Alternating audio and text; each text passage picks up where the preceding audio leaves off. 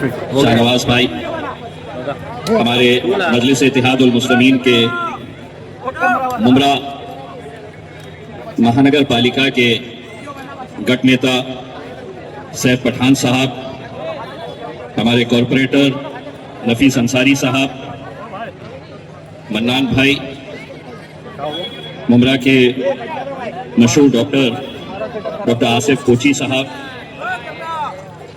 अमजद बरकती भाई,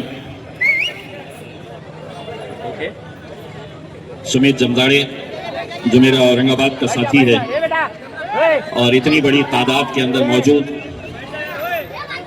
नौजवानों, बुजुर्गों और साथियों, कभी कभी ऐसा होता है कि चाय से ज्यादा केतलियां गर्म होती है।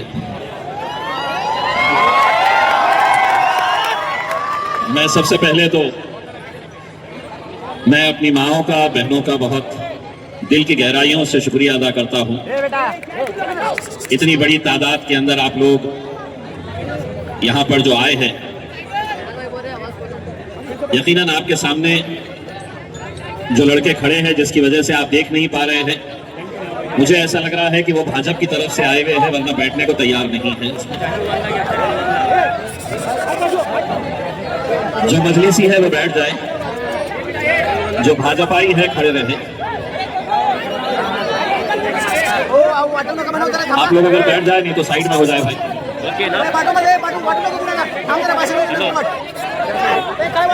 ऑडिओ चॅनल तुमचा ऑडिओ ना स्पीड खराब है, चॅनल तुमचा बंद टाकलाय। चलिए, काली टी शर्ट वाले साहब आप भी बैठ गए तो मजा आ जाएगा। ऐसा लग रहा है मेरे जहेज में आए हुए हैं आप। लाल टोपी माहिती नाही, चॅनल टूचा अभी अभी हमारे ए भाई वो पानी, ए सुनिए बच्चे, नंबर तुम्हाला पाठवतो फोटो का। अभी अभी हमारे गोवंडी के अतीक सर आए हुए हैं, एहलिया भी है, उनके एहलिया भी आए हैं, कॉर्पोरेटर। जोरदार तालियों से अतीक भाई का इस्तकबाल करिए। हमारे नौजवान साथी है। आज के इस प्रोग्राम को जिन लोगों ने कामयाब बनाने के लिए जद्दोजहद की, बड़ी मेहनतें की, बहुत लंबी लिस्ट है, इसलिए मैं शाहनवाज भाई और प्रसाद साहब मुझे ये लिस्ट दिए हैं। मैं सभी लोगों का, जो लोग यहाँ पर आए हैं, जिन लोगों ने मेहनत की है, मैं उन सभी लोगों का तहे दिल से शुक्रिया अदा करता हूँ। मैं 2 दिन पहले ही औरंगाबाद आया। मैं गुजरात में था, जहां पर गुजरात महानगर पालिका के इलेक्शन हो रहे हैं पूरे गुजरात राज्य के अंदर। तकरीबन 6 दिन मैं वहां पर था।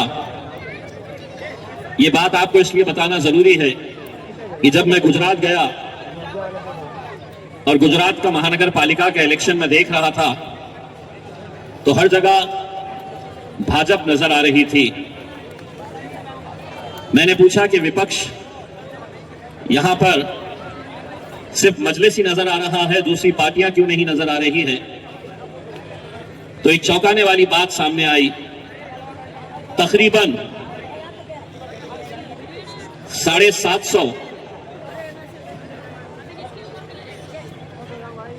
750 कांग्रेस के उम्मीदवार, जिन्होंने कांग्रेस का एबी फॉर्म लिए, लड़ने की इच्छा जाहिर किए, विड्रॉल का जिस दिन डेट थी, 750 उम्मीदवारों ने अपना फॉर्म वापस ले लिए। बीजेपी बगैर इलेक्शन लड़े हुए तकरीबन 750 सीटों के ऊपर बगैर इलेक्शन लड़े हुए वो जीत हासिल कर ली। अभी आप 2 दिन पहले टीवी के ऊपर देख रहे होंगे कि आम आदमी पार्टी के 7 सांसद, राज्यसभा के मेंबर ऑफ पार्लियामेंट 7, ये पूरे के पूरे निकलते हैं और भारतीय जनता पार्टी में चले जाते हैं। ये सब हो रहा है, लेकिन भाजपा की बी टीम का इल्जाम किस पर लगाया जा रहा है? तो हम पर लगाया जा रहा है। एक हम ही है जो आज डटकर खड़े हुए हैं, जो डटकर लड़ रहे हैं, और इंशाल्लाह आप लोगों की दुआएं, आप लोगों का साथ रहा तो पूरी मजबूती के साथ आगे भी लड़ते रहेंगे इंशाल्लाह। मैं जाती तौर के ऊपर आज तलोजा में आने की मुझे इस वजह से भी ज्यादा खुशी है कि हमारा एक मराठा समाज का भाई प्रसाद ढगे पाटिल, ये मेरे पास बहुत मर्तबा औरंगाबाद में चक्कर लगाए और उनका यही इसरार था कि मैं एक मर्तबा तलोजा को आऊं। मैंने उनके बारे में पता किया और फिर ये फैसला लिया कि नहीं, हम तलोजा जाएंगे। और आज अल्हम्दुलिल्लाह आप लोगों को देखकर मैं समझता हूं ये फैसला बिल्कुल सही था। आज अगर अलग अलग जाति, धर्म और मजहब के लोग मजलिस इत्तेहाद उल मुस्लिमीन के साथ जुड़ रहे हैं तो यकीनन हमारे कायद बैरिस्टर असदुद्दीन अवैसी साहब की मेहनत, उनकी तड़प, उनकी बेबाकी, उनकी जुस्तजू, जिस तरीके से वो चाहे पार्लियामेंट हो या बाहर लड़ाई लड़नी हो, किस तरीके से वो आवाज बुलंद करते हैं, शायद उसी का नतीजा है कि आज महाराष्ट्र के मुख्तलिफ इलाकों में अलग अलग पार्टियों के बड़े बड़े नेता आज मजलिस के साथ जुड़ रहे हैं। और यही हमारे इस मुल्क की खूबसूरती है। मैं ढगे पाटिल साहब को सिर्फ इतना कहना चाहूंगा कि जमीन पर घर बनाया है मगर हम जन्नत में रहते हैं। हमारी खुशनसीबी है कि हम भारत देश में रहते हैं। जिस देश का एक सपना हमने देखा था, उस देश के सपने को हर रोज एक पार्टी, उनके नेता पैरों तले कुचल रहे हैं। मुझे न नाम बताने की जरूरत है, न आपको समझाने की जरूरत है। इस मुल्क के अंदर अगर आज कोई सियासी जमात, कोई सियासी पार्टी नफरतों का बाजार इस मुल्क के अंदर चला रही है तो उस पार्टी का नाम है भारतीय जनता पार्टी। और अगर उसके नेता का नाम अगर पूछेंगे तो उस नेता का नाम है नरेंद्र दामोदर मोदी। आप ये माने या ना माने, लेकिन क्या यह हकीकत नहीं है, क्या यह सच्चाई नहीं है कि ये मुल्क मुख्तलिफ फूलों से सजा हुआ, अलग अलग रंगों का एक गुलदस्ता हुआ करता था, लेकिन आज इतनी दरारें और इतनी दीवारें समाज के अंदर पैदा की जा रही है कि हिंदुओं को मुसलमानों से लड़ाओ, दलितों को अलग करो, तुम अपना त्योहार मनाओ, हम अपना त्योहार मनाते। आज इस कार्यक्रम के अंदर सुमित जमदाड़े, मेरा औरंगाबाद का साथी, जो महज चंद वोटों से कॉरपोरेशन का इलेक्शन हारा है, दलित समाज से ताल्लुक रखता है, मैं इनके घर दिवाली मनाने के लिए जाता, ये मेरे ईद पर आते गले मिलकर शीरखुरमा पीने के लिए। लेकिन आज कहीं ना कहीं समाज में जो नफरतें फैलाई जा रही है, हम सबकी जिम्मेदारी है, इसको हमें खत्म करना होगा। यह हकीकत है कि सियासत में अपनी कुर्सी बचाने के लिए, अपनी कुर्सी मजबूत करने के लिए भारतीय जनता पार्टी ने अपने आप को तो ताकतवर बना लिया, लेकिन इस मुल्क को कहीं ना कहीं कमजोर करते जा रहे हैं। उन्हें ऐसा लग रहा है कि हम जिंदगी भर इस कुर्सी के ऊपर बैठे रहेंगे, कोई हमें अब नीचे लेकर नहीं आने वाला, हम नीचे आ ही नहीं सकते हैं। लेकिन हकीकत यह है कि बड़े बड़े राजा महाराजा, तख्तो ताज खत्म हो गए हैं और ये सपना देख रहे हैं कि हम जिंदगी भर रहेंगे। कौन देख रहे हैं सपना? भाइयों और बहनों,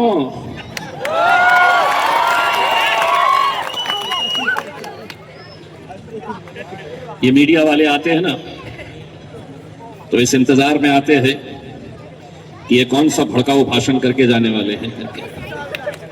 2-3 दिन तक फिर इनकी दुकान अपने पे चलती है। फिर जाएंगे, बोले इम्तियाज जलील ने ऐसा बोला, इम्तियाज जलील ने इनके खिलाफ बोला, आपका क्या कहना है? तो महाराष्ट्र में तो इनके चिल्ले पिल्ले कितने घूम रहे हैं आप जानते ही हैं। इनकी सुबह दोपहर शाम होती है तो काय के लिए होती है? हिंदू मुस्लिम करते रहो, हिंदू मुस्लिम करते रहो, और इनके पास कोई काम नहीं बचा हुआ है। और इनमें ज्यादातर भाजपा वाले हैं। एक जो उनका नेता है वो इतना सा है, यकीन मानिए इतना सा है। देखो चाचा पीछे से चिल्ला रहे नेपाली है करके। एक तोतला भी है, उसको वहां पे जाके देंगे उत्तर प्रदेश के। मैं आज जो आपके बीच में आया हूं वो सिर्फ ये इल्तिजा करने के लिए आया हूं कि आने वाला वक्त बहुत मुश्किलों का है। नई नए किस्म के कानून लाए जा रहे हैं। हमारे मुंब्रा के कॉर्पोरेटर साहब ने अपनी तकरीर में बताया कि SIR आप लोगों को करना कितना जरूरी है। इसलिए जरूरी है, इनकी कोशिश ये हो रही है कि अगर SIR के अंदर अगर आपका नाम ये काट दें तो शायद आप समझेंगे कि क्या हुआ, मेरा नाम इलेक्शन वोटर लिस्ट में से कट गया है। लेकिन हो सकता है कि उसके बाद ये आपके घर के ऊपर दस्तक देंगे और दस्तक देकर ये साबित करने की कोशिश करेंगे कि आपका इस मुल्क से कोई ताल्लुक नहीं है, आप किसी पड़ोसी मुल्क से आए हैं, आप बांग्लादेशी हैं, आप हिंदुस्तानी है नहीं। इसीलिए मैं भी आप लोगों से यह अदबन गुजारिश करना चाहता हूं कि अगर जिन जिन लोगों का SIR मैपिंग जिसे कहते हैं अगर वो नहीं हुआ है तो वो फौरन करवा ले, वरना आगे मुश्किलात हो सकती है। बैरिस्टर असदुद्दीन अवैसी साहब हर 2 दिन में फोन करके पूछते हैं कि कहां पर कितना परसेंटेज हुआ है, क्योंकि वो भी अच्छी तरह से जानते हैं कि आपका नाम कटेगा तो आपको आगे किस तरीके से परेशानी में डाला जाए, ये साजिश हुकूमत नए नए कानून लाकर करना चाहती है। इसीलिए जिन लोगों ने आज ये प्रोग्राम रखा है, चाहे वो हमारे ढगे पाटिल साहब हो, शाहनवाज हो, हमारी बहनें हो, अपने अपने इलाकों के अंदर कैंप्स ऑर्गेनाइज करिए। हमारे लोगों की फितरत होती है, क्या होता कुछ नहीं होता, ऐसी होती है, ऐसी ही फितरत है। उसी का नतीजा है कि इतनी बड़ी आबादी हमारी होने के बावजूद भी वोटिंग का परसेंटेज जब हम देखते हैं तो 50%, 52%, 54%, बस इतना ही। बाद में पता चलता है कि साहब वोटर कार्ड ही नहीं है। ये सब आज आपकी जरूरत बन चुके हैं। ये फ्रूटी को रुकवा दे भाई साहब, बच्चों को बिठाइए जरा, वो बच्चों को बाहर करिए। मैं खास तौर से जो मुल्क के हालात आज हम देख रहे हैं कि कैसे आप लोगों को निशाना बनाया जा रहा है, बहुत दूर नहीं, यहां पर नासिक के पास एक TCS कंपनी का मामला आप अच्छी तरह से देख रहे हैं कि कैसा पूरा संगठन, अलग अलग संगठन आके वहां पर किस तरीके से बवाल मचा रहे हैं, किस तरीके से वहां पर लव जिहाद, कन्वर्जन, ऐसे इल्जाम लगाकर जो पढ़े लिखे बच्चे हैं उन बच्चों को नौकरियों से कैसा निकाला जाए, ये साजिश चल रही है। पुलिस भी कैसा काम कर रही है, ये आप हर रोज देख रहे हैं। महज कुछ मीडिया वाले कुछ दिखा देते हैं और पुलिस वाले एफआईआर सीधा रजिस्टर कर देते हैं। कोई इंक्वायरी नहीं, कोई इन्वेस्टिगेशन नहीं, बस टीवी के ऊपर दिख गया, दो चार संगठन आके जिंदाबाद मुर्दाबाद के नारे लगा देते हैं और एफआईआर रजिस्टर। पढ़े लिखे बच्चे जिन्होंने आईटी की डिग्रियां हासिल की है, पढ़ी हुई बच्ची हमारी निदा खान हामिला है, लेकिन उसको इस तरीके से मीडिया में दिखाया जा रहा मानो वो कोई दहशतगर्द है। कैसी कैसी रिपोर्टिंग मीडिया वाले कर रहे थे, कैसे कैसे इल्जाम उस पर लगा रहे थे, ये बगैर सोचे हुए कि वो बच्ची किसी की बेटी है, किसी की बीवी है, किसी की बहन है। कोई उसके ऊपर बोलने वाला नहीं, सब खामोश के खामोश। लेकिन मैं गया, उस बच्ची से मिला, उसकी रोती बिलखती मां से मिला। बाप इतना टेंशन में कई कई रात सो नहीं रहा कि कब पुलिस आएगी, कब मेरी बच्ची को उठाकर ले जाएंगे।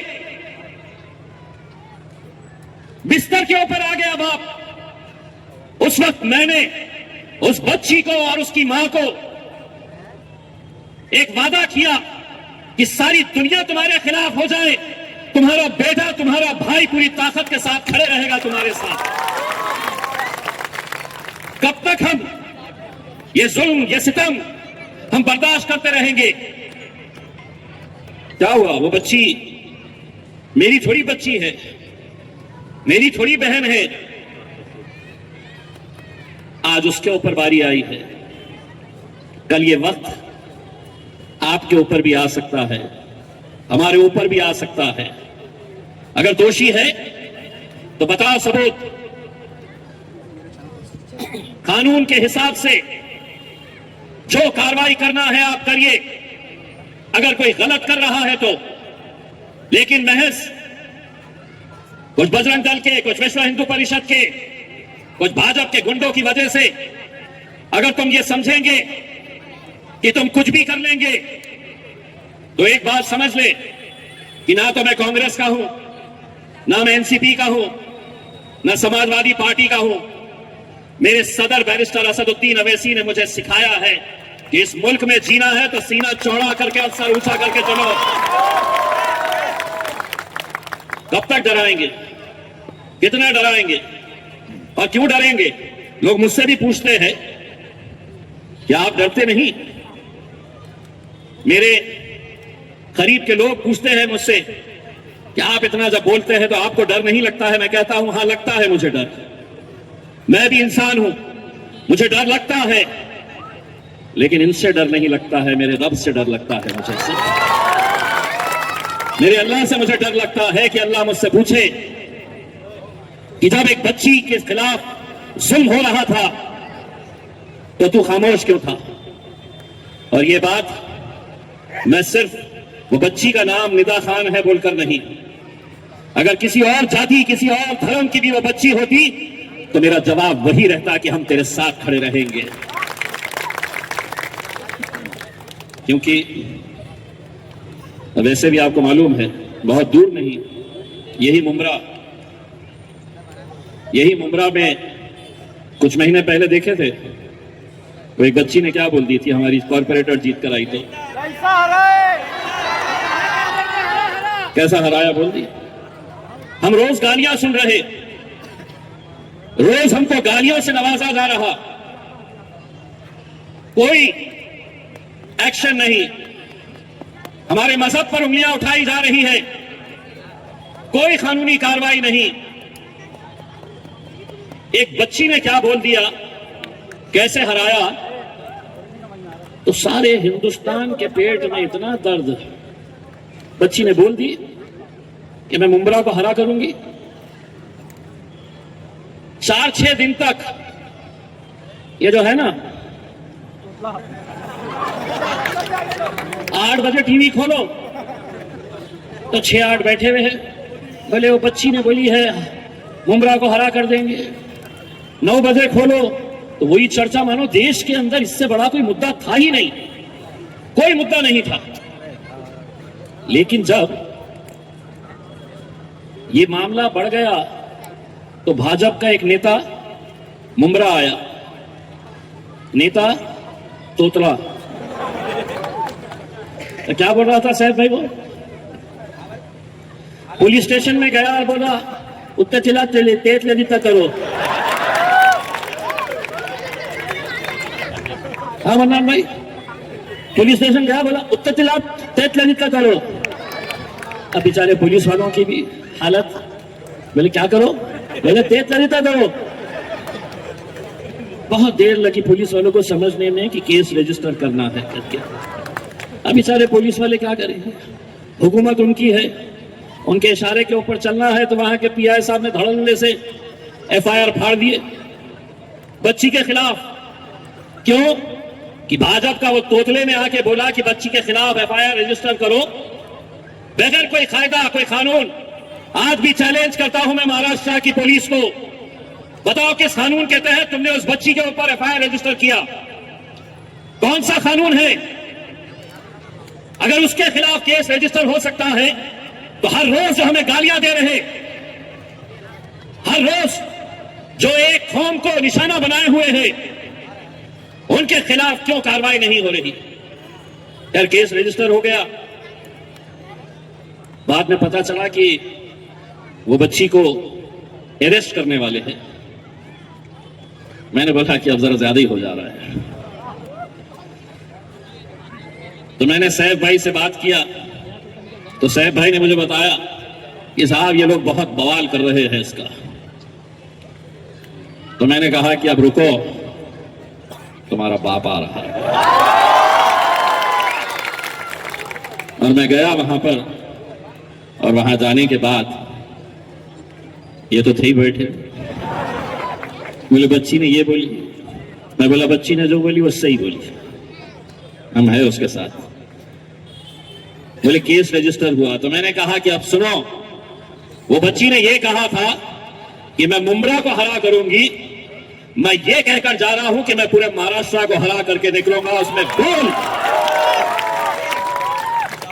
बोल तोतले, अगर उस बच्ची के ऊपर अगर केस रजिस्टर हो सकता है तो कानून मुझ पर भी केस रजिस्टर होना चाहिए था। लेकिन क्यों नहीं करे मुझ पर केस रजिस्टर? क्योंकि उनको मालूम है कि बाप से पंगा नहीं लिया जा सकता है। जब ये होता है ना तो मैं भी अपने दिमाग को ऐसा मार के बोलता हूं अब तो माझी सटक ली, और जब सटकती तो फिर अच्छे अच्छे को मालूम है, क्योंकि हम तो पार्लियामेंट के अंदर जाकर बैठे थे। ये आप लोगों की दुआओं का नतीजा है। लोग कहते थे कि असदुद्दीन अवैसी एकलौता एक मेंबर ऑफ पार्लियामेंट हैदराबाद से चुनकर आता है, जिंदगी भर ये एक ही रहेगा, एक का दो नहीं रहेंगे। लेकिन अल्हम्दुलिल्लाह 5 साल इम्तियाज जलील भी उनके बाजू जाकर पार्लियामेंट के अंदर बैठा।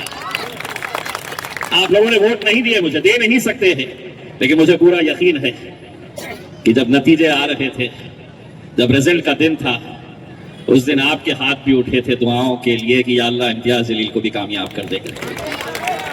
इसलिए जब गए थे पार्लियामेंट के अंदर तो अम्मा इतने परेशान हो गए थे। वो बोले एक तो बहुत बोलता था, ये दूसरा आया तो ये भी कुछ कम नहीं है, ये भी बहुत बोलता है। इसलिए जिस दिन पहले दिन गए थे तो नरेंद्र मोदी ने एक फोन लगाया था, अरे सांबा कितने आदमी आए रे इस बार मजलिस के? तो सांबा ने जवाब दिया 2, लेकिन है 200 के बराबर है। तो हम वहां पर भी अगर हम खामोश नहीं रहे, वहां पर भी हमने आपकी आवाज उठाने की कोशिश की, उसी का नतीजा है कि जब 2024 का इलेक्शन आया तो सारे के सारे एक साथ इकट्ठा हो गए। क्या भाजपा वाले, क्या दोनों शिवसेना, क्या दोनों एनसीपी, क्या कांग्रेस, क्या समाजवादी पार्टी, पूरे के पूरे एक साथ मिलकर इन सब ने एक साजिश रची और ये तय किसी भी हालत के अंदर ये जीत कर नहीं आना चाहिए। उनको ऐसा लगा कि इम्तियाज जलील को हरा दो मजलिस महाराष्ट्र में कमजोर हो जाएगी, खत्म हो जाएगी। हम गिरे जरूर, खत्म नहीं हुए हैं। हम आज भी उतनी ही जद्दोजहद के साथ हम लड़ते हैं। और हारने के बाद अगर ये मंजर मैं देख रहा हूं तो मैं गारंटी के साथ कहता हूं, अगर इस ग्राउंड के ऊपर चाहे देवेंद्र फडणवीस साहब हो या एकनाथ शिंदे हो, दोनों को भी अगर यहां पर सभा लेना है तो गाड़ियों का इंतजाम करना पड़ेगा, 200-200, 500 रुपये देकर लोगों को लाना पड़ेगा। ये सिर्फ मोहब्बत में आने वाली जमात है जो मजलिस के साथ दिल से मोहब्बत करती है। मेरे भाइयों, हम आप लोगों को सिर्फ इतना कहना चाहते हैं कि वक्त और हालात को देखते हुए आज हर कोई आपको जब निशाना बनाया हुआ है तो हमारी ये जरूरत है कि हम धगे पाटिल जैसे लोग, सुमित भाई जैसे लोग, मजलिस को कहते हैं कि ये फिरका परस्त जमात है, कट्टर। धगे पाटिल साहब, आपसे भी ये सवाल पूछा जाएगा, तुम्ही कशाला गेले तिथे? तुम्ही का गेले तिथे? ये एमआईएम वाले तो कट्टर आहे। धगे पाटिल साहब, उनको ये जवाब देना कि अगर किसी पर भी जुल्म और ज्यादती होती है तो एक जमात जो सबसे ज्यादा मजबूती के साथ खड़ी रहती है, उस जमात का नाम है मजलिस इत्तेहादुल मुस्लिमीन। हम नहीं देखते हैं कि किसकी जात, किसका धर्म, किसका मजहब क्या है करके। हम इस मुल्क से मोहब्बत करने वाले हैं। ये मुल्क हमारा है। यही बचपन से लेकर हमारे मजहब ने हमको सिखाया है कि अपने मुल्क से वफादारी करो। लेकिन आए दिन कोई ना कोई हमारे वफादारी के ऊपर सवाल उठाता है, कहता है कि तुम उधर चले जाओ, वो मुल्क चले जाओ, पाकिस्तान चले जाओ। नहीं, हम कहीं नहीं जाने वाले हैं, यहीं रहने वाले हैं। ये सवाल करने वाले हैं, उनको हम जवाब भी अच्छी तरह से देते हैं।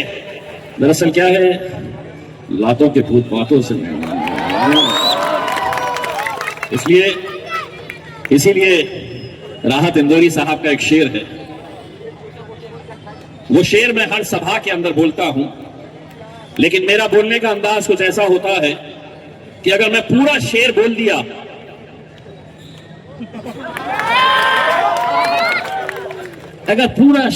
दिया मैंने, तो कल से इनके धंधे शुरू हो जाएंगे। एमआईएम वाला आया था, तलोजा में आकर भड़काऊ भाषण लेकर गया है, लेकिन मैं भी समझ गए अब हम तुमको कैसा हैंडल करना है। इतना दिमाग तो हमारे अंदर भी आ गया। इसलिए जो शेर बोलते हैं आधा हम बोलते हैं, आधा ये बोलते हैं। तो पीछे पुलिस वाले खड़े हुए हैं, वो इंतजार में रहते हैं कि कब पकड़े इम्तियाज जलील। हाथ में आता नहीं है, क्योंकि फायदा वो कानून जो है ना, वो सबूत मांगता है और सबूत हम घंटा देते हैं।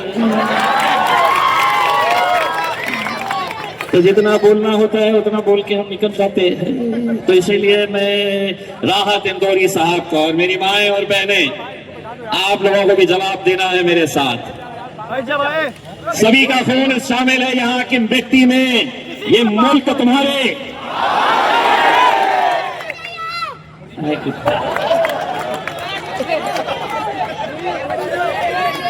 यकीन मानो वो साइड वाले हैं ना, इनको सबको गौर से पिक्चर लो, इनका फोटो लो। भाजपाई दिख रहे हैं, मुंह नहीं खुल रहा है।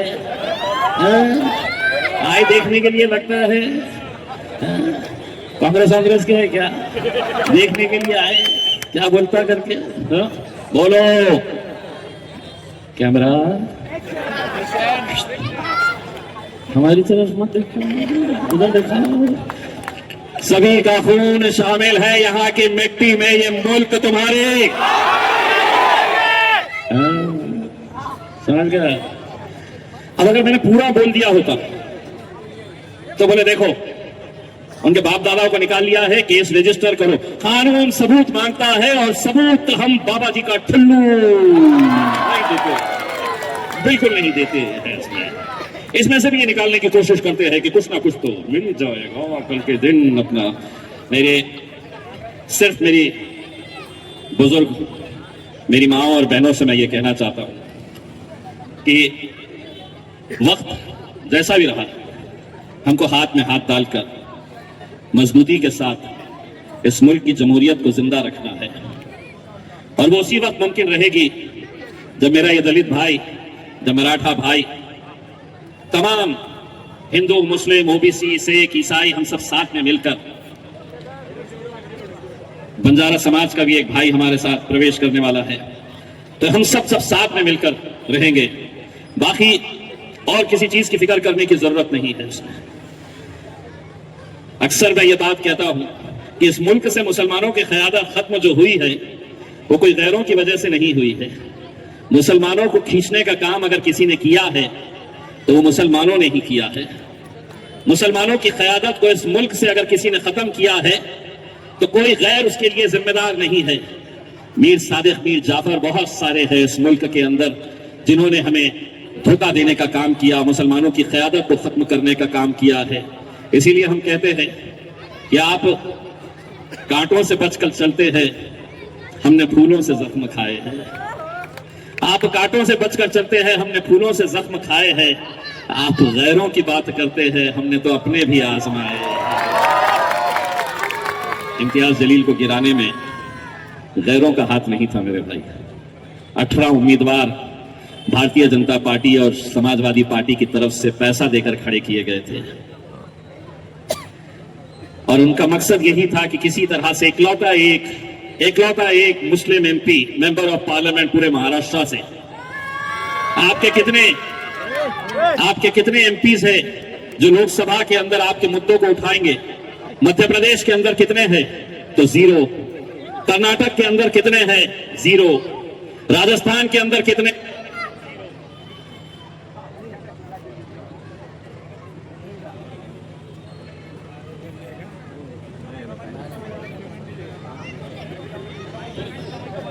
अबे यार ये चूतिया साला बीच में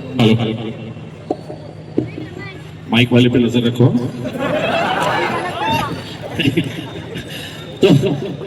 तो इतने सारे जगहों के ऊपर 0।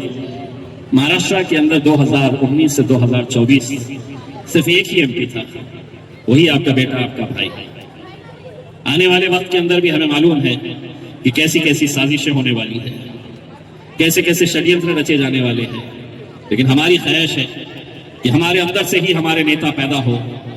आप लोगों के अंदर हम लीडर बनाना चाहते हैं। हम नौजवानों से, हमारी माओं से, बहनों से, बुजुर्गों से यही अपील करने के लिए आए हैं कि आप मजलिस का साथ दीजिए। असदुद्दीन अवैसी साहब की तड़प को देखिएगा कि किस तरीके से वो शख्स दिन और रात मेहनत करके इस मुकाम तक पहुंचे हैं। अल्हम्दुलिल्लाह, बस आप लोगों का साथ रहा तो इंशाअल्लाह मजलिस बहुत आगे जाएगी।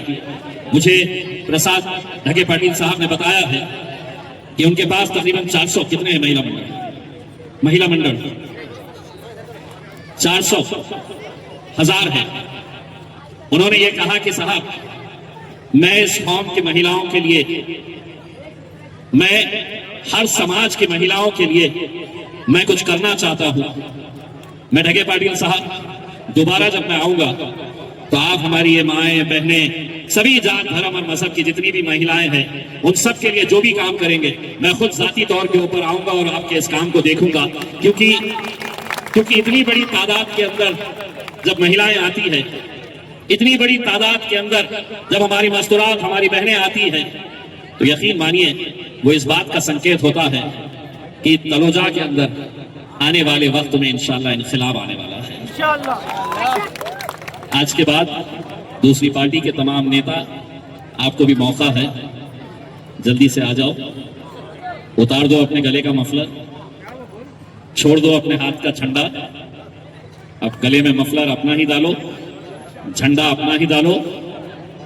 और एक बात अच्छी तरह से समझ लो, वो नारा जिसने पूरे हिंदुस्तान को बांध रखा था जब मेरे नबी करीम सल्लल्लाहु अलैहि वसल्लम के खिलाफ गुस्ताखी हुई थी,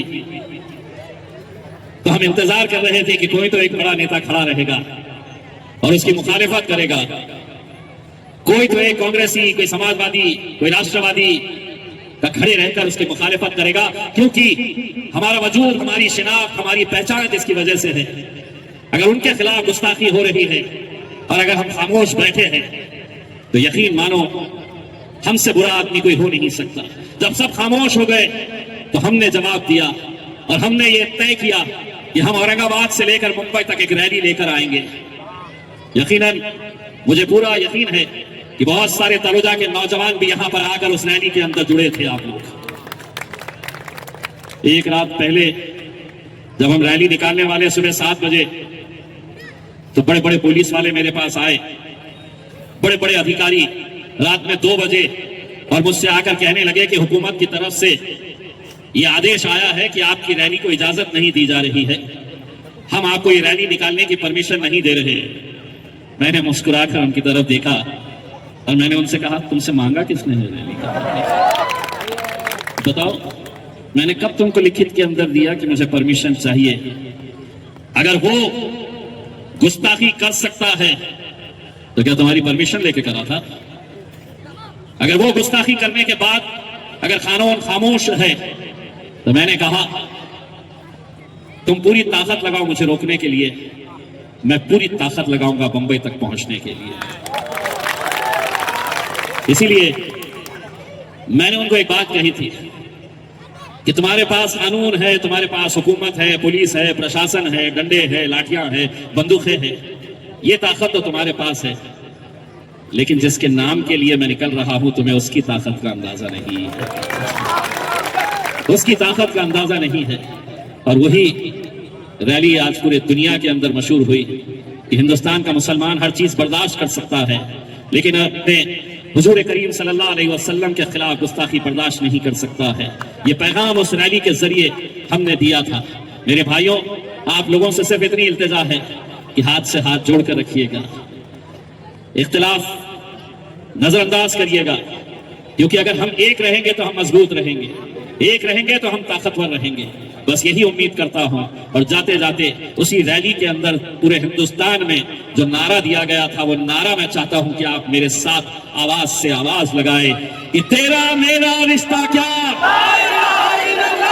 तेरा मेरा रिश्ता क्या। यकीन मानिए, कांग्रेसी है या तो बीजेपी वाले हैं पीछे पूरे, अगर नहीं है तो दोनों हाथ उठाना पड़ेगा उसमें, और जो नहीं उठाया समझ लो अपना भेजा हुआ है। तेरा मेरा रिश्ता क्या, तेरा मेरा रिश्ता क्या। बहुत बहुत शुक्रिया प्रसाद साहब, बहुत बहुत शुक्रिया।